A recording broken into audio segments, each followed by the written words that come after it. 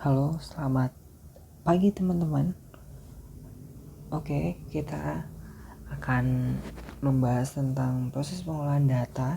Seperti yang sudah saya sampaikan, bahwa kita akan membahas tentang mean, dan modus secara khusus.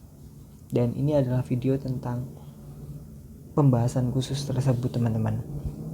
Oke, kita langsung saja ke materinya sambil kita mengulas sedikit ya. Tadi yang sudah disampaikan bahwa dalam proses pengolahan data itu ada beberapa tahapan yang harus dilalui. Nah, tujuannya adalah kalian bisa menganalisis dan nantinya bisa melakukan proses pengolahan data di dalam penelitian. Oke, kalau kalian lihat infografis ini teman-teman, ini adalah gabungan antara informasi dalam bentuk tabel dan juga deskripsi kata-kata. Masuklah ke dalam infografis namanya. Nah, di sini kalian bisa baca, yang saya ambil ini artikel dari BPS tentang kekerasan terhadap perempuan di Indonesia. 1 dari 3 perempuan di usia 15-64 tahun itu mengalami kekerasan, baik fisik maupun secara seksual, baik oleh pasangannya maupun oleh orang di luar pasangannya. Dan yang lebih mengenaskan, 1 dari 10 perempuan itu mengalaminya dalam 12 bulan terakhir. Ini di tahun 2016 ya teman-teman. Di perkotaan kasusnya jauh lebih banyak dibandingkan di pedesaan. Di perkotaan ada 36,3%, di pedesaan ada 29,8%. Nah, kekerasan fisik atau seksual ini lebih banyak dialami perempuan dengan usia 15 sampai dengan 64 tahun. Dengan latar belakang pendidikannya di SMA itu 39,4% dan orang perempuan yang tidak bekerja itu 35,1%. Artinya perempuan yang tidak bekerja juga rentan mengalami kekerasan di dalam kehidupannya. Nah, dari infografis ini kita bisa tahu bahwa sebenarnya sudah ada penelitian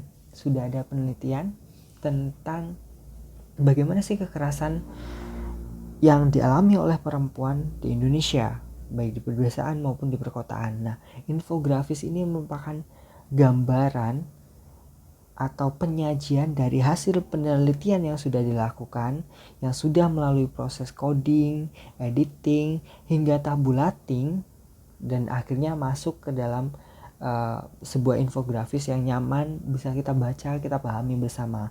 Nah, untuk menjadikan sebuah infografis kayak gini, teman-teman butuh proses. Nah, salah satunya adalah proses pengolahan data. Datanya diolah, kemudian akhirnya bisa ditampilkan sehingga kita bisa baca dengan sangat mudah seperti ini. Ini adalah contoh dari proses pengolahan data yang sudah dilakukan sehingga masuk ke dalam infografis, teman-teman. Seperti itu, saya hanya menyampaikan bahwa ini salah satu contoh dari proses pengolahan data yang sudah dilakukan. Oke, proses pengolahan data itu ada kualitatif, ada kuantitatif. Tadi sudah saya tegaskan bahwa di dalam sosiologi biasanya ada 2 penelitian yang sering dibahas nih, penelitian kuantitatif dan juga penelitian kualitatif. Kuantitatif, ingat, kuantitatif ini angka, sedangkan kualitatif itu berupa deskripsi perkataan, itu kualitatif, teman-teman. Jadi kata kuncinya kuantitatif itu berdasarkan angka-angka biasanya. Kalau kualitatif itu deskripsi perkataan atau pembicaraan lisan seperti itu. Nah, proses pengolahan, kita akan bahas kuantitatif terlebih dahulu. Proses pengolahan data kuantitatif itu kalau teman-teman juga sudah baca slide sebelumnya yang sudah saya kirim, ada beberapa, ada tahap, kalau masih ingat, ada tahap persiapan, kemudian ada tahap persiapan, pemasukan ke dalam tabel, pengolahan, dan juga penyampaiannya. Nah, di dalam pengolahan data kualitatif ini yang akan kita bahas itu ada tahap pemeriksaan data atau editing tadi, kemudian pembuatan kode atau coding, dan setelah dibuat kode maka dimasukkan ke dalam tabel atau tabulating namanya, memasukkan data itu ke dalam tabel. Kemudian setelah data dimasukkan ke dalam tabel tadi, kita analisis dengan, karena ini kuantitatif, ingat kalau kuantitatif dengan metode statistika. Kalau kualitatif itu non statistika. Ingat kalau kuantitatif itu dengan analisis data statistika. Nah, salah tiganya kita akan membahas tentang bagaimana cara mencari mean atau rata-rata, bagaimana cara mencari nilai tengah atau median, dan bagaimana cari modus. Modus adalah yang paling sering muncul kalau teman-teman lihat. Oke, kita akan bahas terlebih dahulu bagaimana untuk mencari mean.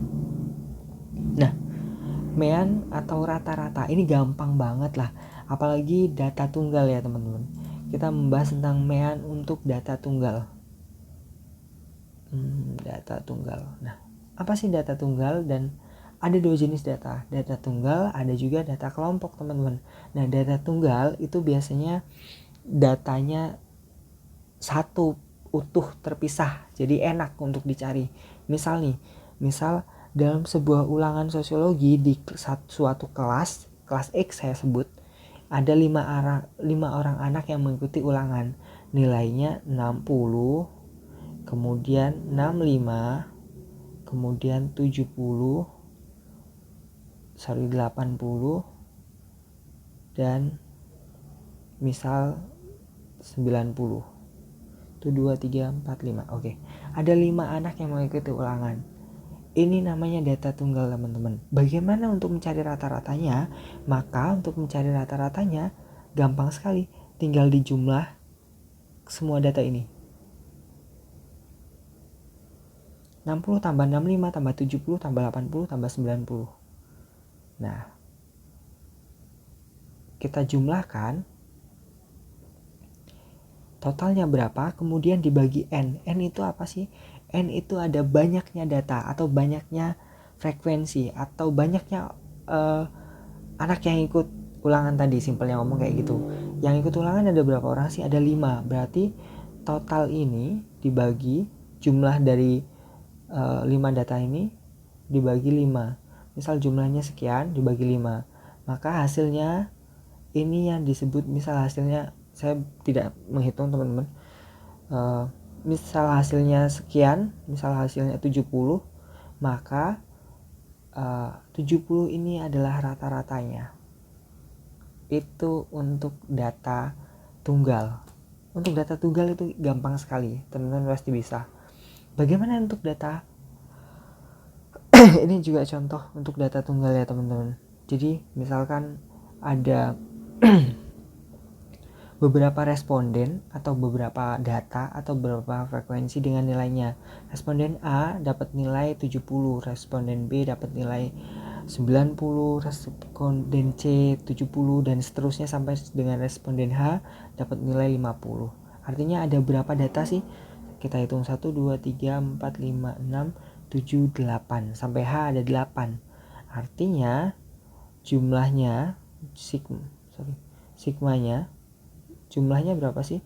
Jumlah ini semua ini ada 580 dibagi berapa tadi? 8. Maka rata-ratanya adalah 72,5. Nah, ini masih data tunggal teman-teman. Gampang. Kalau data tunggal pasti teman-teman bisa. Bagaimana dengan data kelompok? Saya yakin ini juga gampang teman-teman. Untuk mencari data kelompok tidak terlalu susah. Biasanya teman-teman, kalau data kelompok itu yang disajikan ada beberapa tabel. Ada tabel yang biasanya disajikan di data kelompok adalah tabel nilainya, misal ini daftar nilai ya, tabel nilainya dan juga tabel frekuensi, tabel X dan tabel F ini.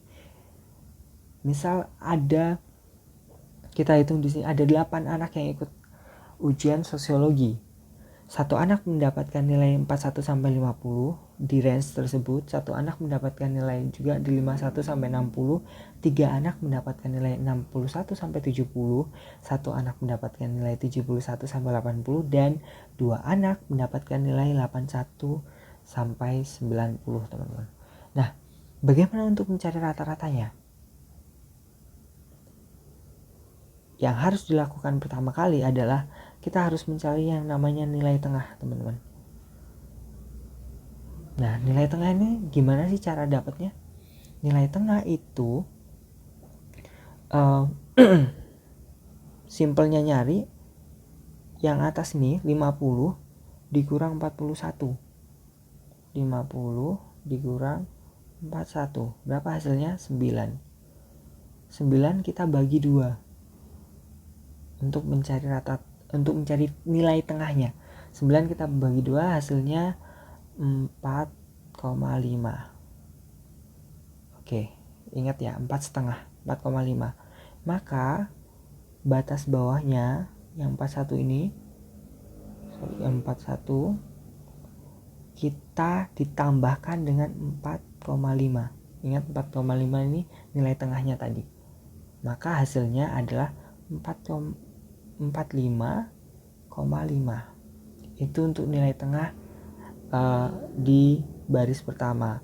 Baris kedua sama saja, tinggal ditambah 4,5. 51 tambah 4,5 maka 55,5. Begitu pula seterusnya sampai dengan baris terakhir, 81 tambah 4,5 maka 85,5. Nah, kita sudah dapat nilai tengahnya nih. Lalu apa yang harus dilakukan selanjutnya? Maka nilai tengah tadi dikalikan dengan frekuensi dikali. Nah, ini frekuensi dikali nilai tengah. 1 kali 4,5 hasilnya 4,5. 1 kali 5,5 55,5 sorry. Maka hasilnya 55,5 dan seterusnya. Nah, setelah dikalikan, teman-teman harus menjumlahkan hasil perkalian frekuensi dengan nilai tengah tadi.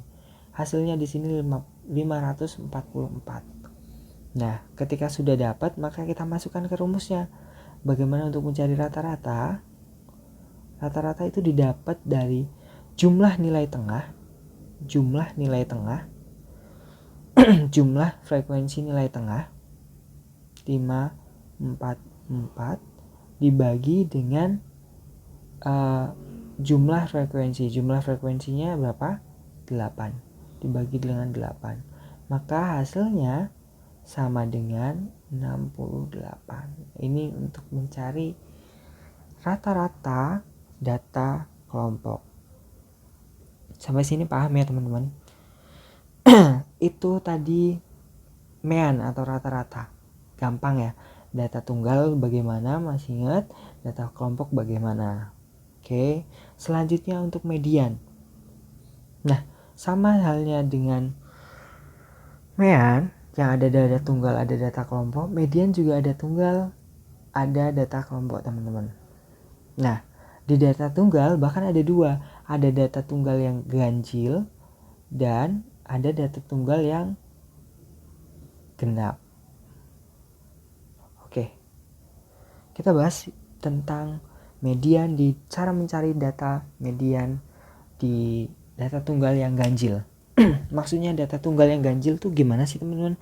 Jadi maksudnya adalah data tunggal tersebut berjumlah, jumlah frekuensinya, jumlah data keseluruhannya itu ganjil. Nah, kalau disebutkan contohnya di sini ya. Ada sebuah data misal nilai ulangan di kelas X dengan total 9 frekuensi atau 9 data, 9 anak yang mengikuti ulangan. Nah, nilainya anak pertama 10, anak kedua 30, anak ketiga 40, anak keempat 20 dan seterusnya. Nah, ini nilainya.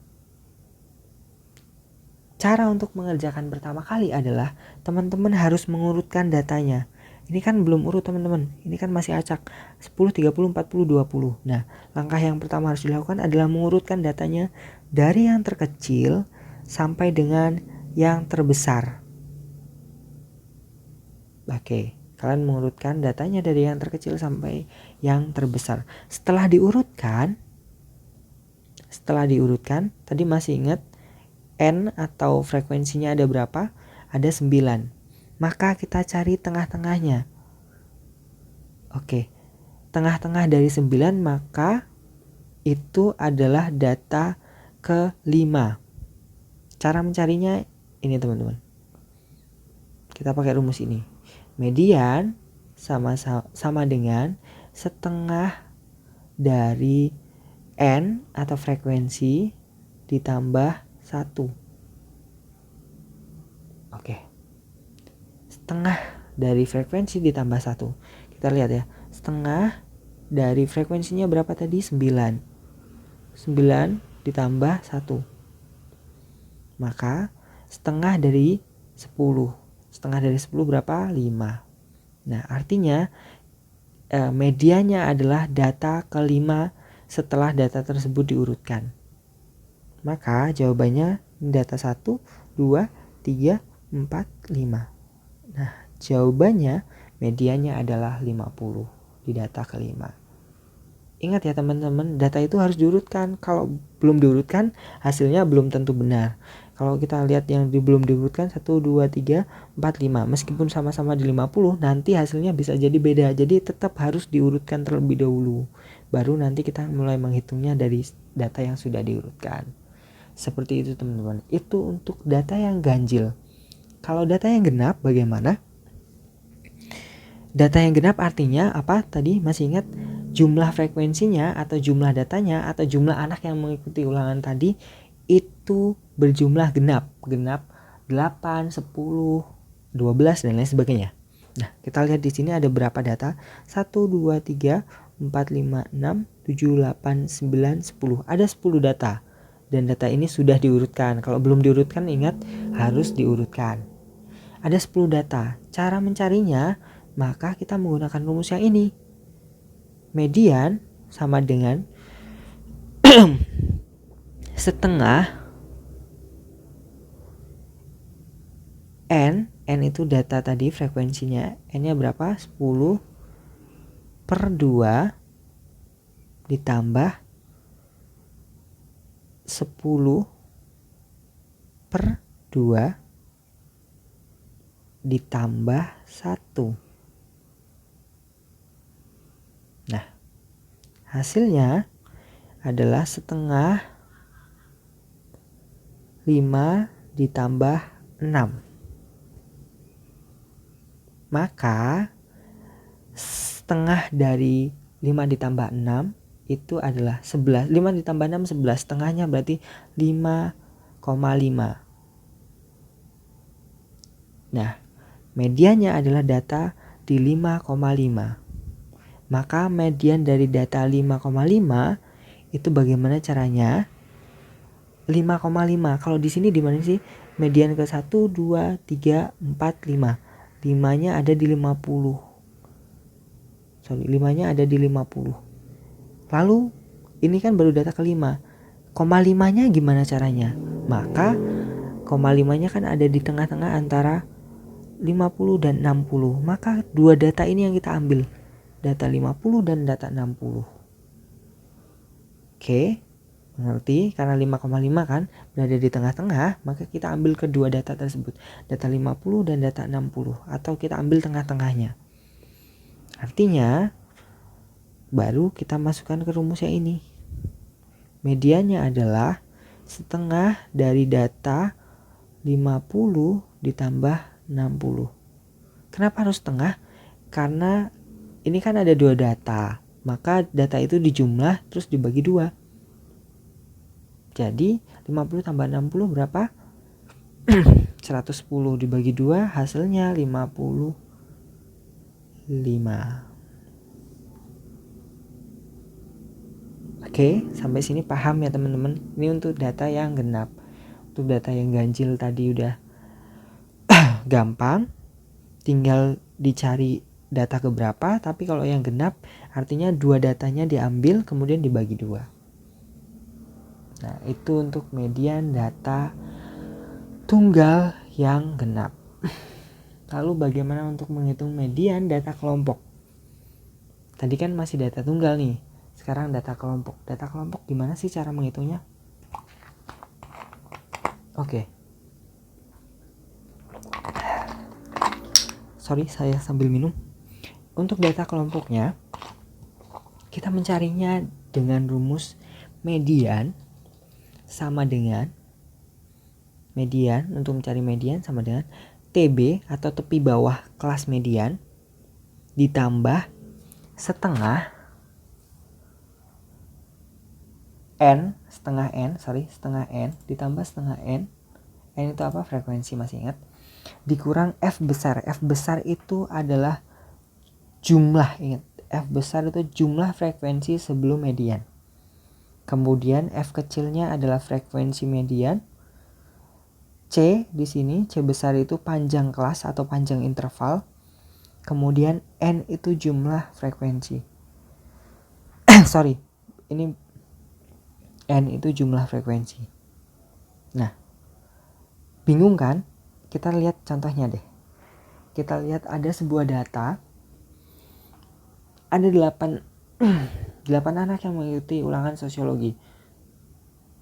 Oke, ada 8 anak yang mengikuti ulangan sosiologi. Ada anak yang mendapatkan nilai 41 sampai 50 berjumlah 1 orang. Ada anak yang mendapat nilai 51 sampai 60 berjumlah 1 orang. Yang dapat nilai 61 sampai 70 berjumlah 3 orang. 71 sampai 80 berjumlah 1 orang dan 81 sampai 90 jumlahnya 2 orang. Jadi total anak yang mengikuti itu ada 8 orang. Nah, N-nya 8 berarti ya, diingat-ingat. Kemudian untuk mencari TB atau tepi bawah. Tepi bawahnya ini yang disebut tepi bawah, teman-teman. Oke, 41, 51, 61. Nah, itu namanya tepi bawah. Tapi, teman-teman, itu baru tepi bawah. Tapi untuk mencari tepi bawah kelasnya, maka nilai ini dikurang 0,5.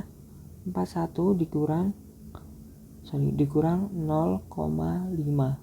Maka untuk tepi bawahnya itu 40,5. Untuk yang ini 40,5.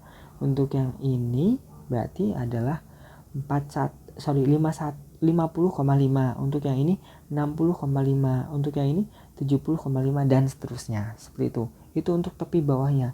Jadi untuk mencari tepi bawah, nilai ini dikurang 0,5. Nilai ini dikurang 0,5. Itu ketemulah tepi bawah, teman-teman. Oke. Teman-teman harus tahu bahwa median itu apa sih? Median itu adalah data tengah. Nilai tengah. Median itu nilai tengah. Oke. Ketika ada 8 data, N-nya kan 8 nih, jumlah ini frekuensinya kan 8. Ada 8 data, maka nilai tengahnya di angka berapa? Ingat gak? Ini kan genap. Maka nilai tengahnya ada di angka 4 dan 5. Ada di data keempat dan data kelima. Di manakah data tersebut? Nah, data keempat dan data kelima adanya di sini, teman-teman. Gimana sih caranya? Ini kan 1, kita hitungnya dari atas, 1, 2, 3, 4, 5. Oh, berarti 4 dan 5 ada di sini. Ada di sini. Ini artinya nilai median untuk data kelompok ada di sini. Ada di tengah-tengah ini. Nah, ketika udah dapat nilai mediannya ada di sini, ini kita bold. Kemudian F besar, jumlah frekuensi, F besar tadi jumlah frekuensi sebelum median. Mediannya kan ini. Jumlah frekuensi sebelum median artinya ini dan ini. Jumlah frekuensi sebelum median sama dengan 2. Oke. Nah, lalu C. C itu apa? C itu adalah panjang kelas atau panjang interval. Ini sampai dengan ini panjangnya berapa? Ini sampai ini panjangnya berapa? Panjang kelasnya berapa? Itu yang dinamakan panjang kelas atau interval. Cara menghitungnya gimana? Tinggal dijumlahin saja. Simpelnya ngomong, kita tinggal ngitung aja. Jaraknya itu berapa sih, teman-teman? Nah, 41 sampai 50 itu berarti ada 10 interval. Kenapa 10? Kita mulai menghitungnya dari 41, 42, 43 sampai 50. Itu ada 10. Begitu pula di sini. Jadi 71 itu mulai dihitung, enggak ngitungnya dari 72, 73 enggak, tapi mulai dari 71, 72, 73, 74 sampai dengan 80. Itu ada 10. Berarti panjang interval atau panjang kelasnya adalah 10.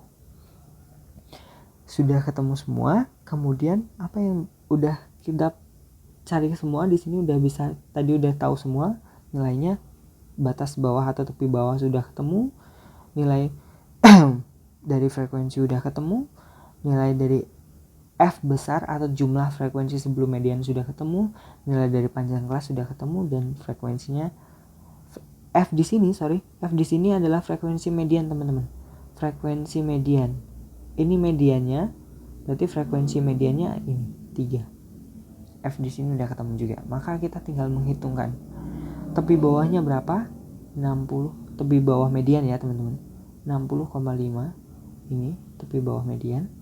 60,5 ditambah setengah dari N. N-nya berapa? N-nya 8. Setengahnya berapa? Berarti 4. Dikurang F besar. F besar apa tadi? F besar adalah jumlah frekuensi sebelum median. Jumlah frekuensi sebelum median berapa? 2. Masih ingat? Ini. Jumlah frekuensi sebelum median.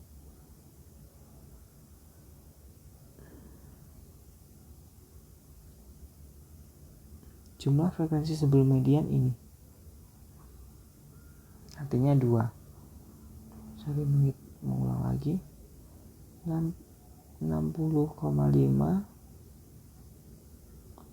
kemudian ditambah 4 dikurang 2. Set. Frekuensinya berapa? Frekuensi median ya, F bawah, ingat tadi frekuensi mediannya berapa? 3. Oke. C atau panjang interval atau panjang kelasnya berapa? Panjang kelasnya itu 10. Udah gak muat, teman-teman. Ini 10-nya kali 10 gitu ya. 10.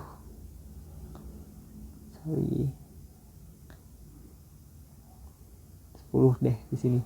Nah, sekarang tinggal kita hitung.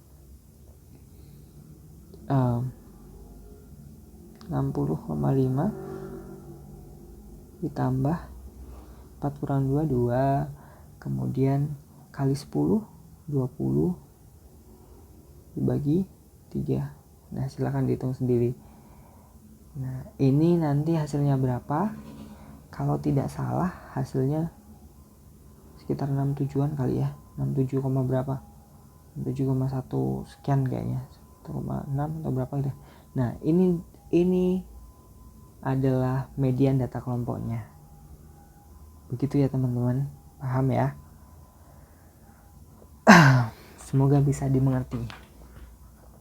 Nanti kalau kurang paham diulang lagi videonya pelan-pelan biar lebih jelas, teman-teman.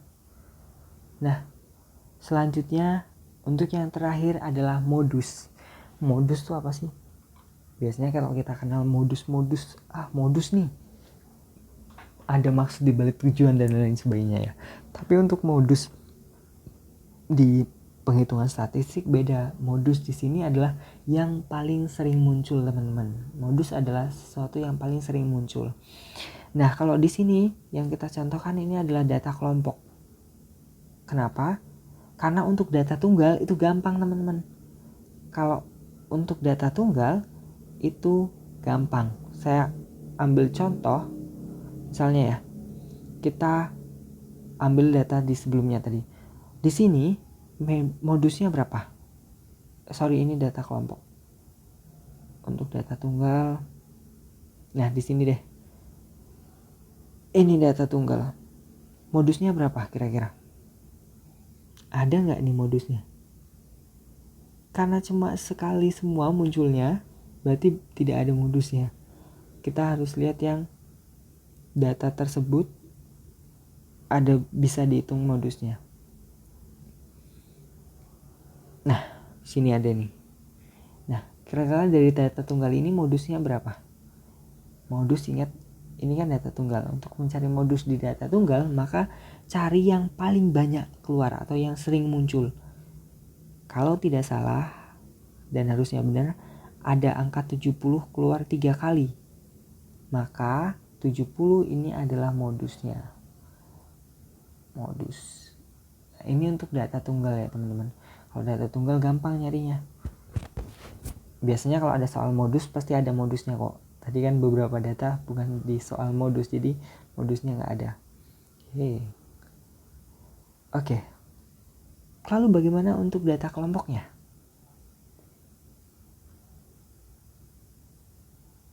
Bagaimana? Kita lihat rumusnya. Jadi kalau untuk data kelompoknya kita bisa menggunakan 2 rumus teman-teman. Bisa ini atau ini. Terserah teman-teman nyarinya. Oke. Kalau dari rumusnya L besar, L itu kalau tadi saya sebelumnya di median itu TB, tepi bawah, di sini L, kodenya L, atau tepi bawah kelas modus. Tepi bawah kelas modus. Modusnya di sini berapa teman-teman? Karena kita bisa lihat yang paling sering muncul itu ada di sini. Frekuensi 3 ini kan paling banyak. Artinya paling banyak muncul.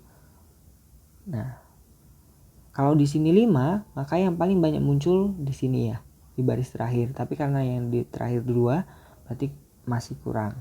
Modusnya ada di sini. Yang paling sering muncul ada di sini. Oke, ngerti ya teman-teman? Tepi bawah kelas modus. Ini kan modus, kelas modusnya di sini. Tepi bawahnya berapa? Berarti 61 dikurang 0,5. Tepi bawahnya 60,5. Oke, tepi bawah modus ditambah FA. FA ini nih frekuensi sebelum modus. Ingat, FA ini frekuensi sebelum modus. Kalau di data median, kalau kita mencari median, itu biasanya jumlah frekuensi sebelum median. Kalau di sini, FA di sini hanya frekuensi sebelum median, sebelum modus. Kalau di median kita jumlah berarti jumlah ini sebelum median. Kalau di modus kita hanya frekuensi sebelum modus, artinya hanya satu data doang. Frekuensi ini karena ini modusnya, frekuensi sebelum modusnya berarti ini 1. Oke. Nah, artinya 1 per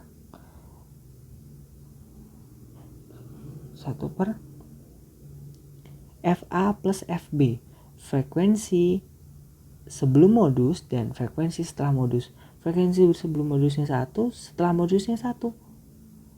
Maka FA plus FB-nya adalah 2. Dikali I. I atau tadi yang di sana C besar, itu adalah panjang kelas atau panjang interval. Panjang kelasnya berapa sih? Masih sama teman-teman, 10. Maka sekarang kita hitung hasilnya ini teman-teman, 65,5. Artinya modusnya data yang paling sering muncul adalah 65,5. Ingat, karena modusnya di interval ini, maka hasil jawabannya pasti juga ada di interval ini. 65,5 kan pasti ada di antara 61 sampai dengan 70. Gak mungkin di luar ini. Kalau di luar ini sudah otomatis salah berarti jawabannya. Seperti itu ya teman-teman.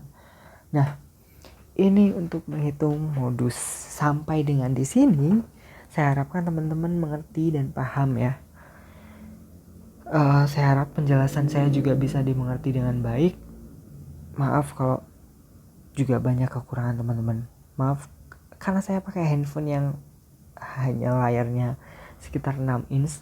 Jadi agak susah untuk coret-coret di sini menggunakan tangan tanpa touch, tanpa bantuan pen dan lain sebagainya, karena handphone saya juga handphone yang biasa saja. Jadi saya harap teman-teman bisa mengerti ya. Kemudian